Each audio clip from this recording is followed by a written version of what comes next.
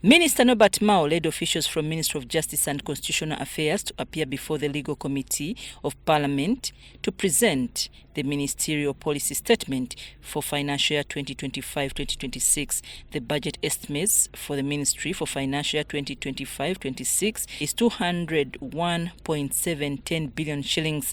According to the statement, the non-wage recurrent budget has decreased to 88.827 billion shillings financial year 2025-26, and this is being attributed to classification of compensation to war debt claimants of 80 billion shillings, domestic arrears. Mr. Chairman, we requested for 150 billion for war debt claimants, and I hope, even as we deal with the budget, this is something that really has to be stressed.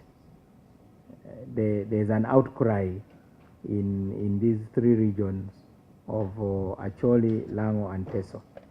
The ministry needs 521.698 billion shillings to compensate verified war claimants from the three regions, Acholi, Lango and Teso, which led to members of parliament questioning the criteria being used to select the regions. The war debt claim by the people who were affected by the Rwandese Patriotic Front War in the 1990-1991, and the government has not honored it.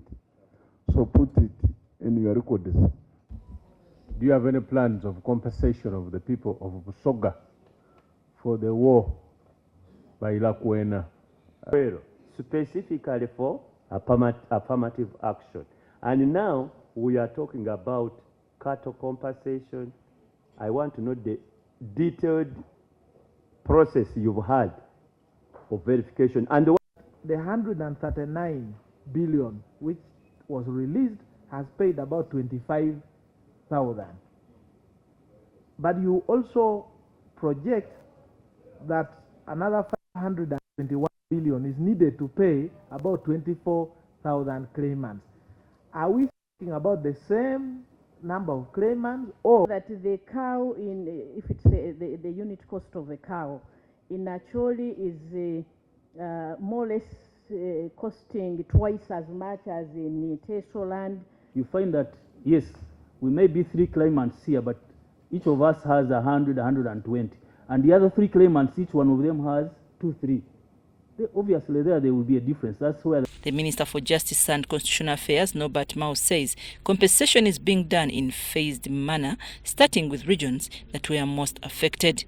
Chairman, that we have proposed is a war victims compensation fund. As the Ministry of Justice, this money is distort our budget. I don't want to come here and I'm given maybe billions which look big on my budget. A compensation fund will look comprehensively at all the ticking bombs in Uganda, Kasese, Luwero, West Nile. On establishment of the Constitutional Review Commission, Mao told the committee that 0.383 billion shillings was released in financial year 2022-2023, which was swept back to the Consolidated Fund because the guidance from Cabinet had not yet been received. Constitutional Review Commission, which was supposed to be set up way back in 2022, is now a gone case, and that Ugandans should not think about it, at least within this current term. So I also want you to confirm that there are no electoral reforms in the offing.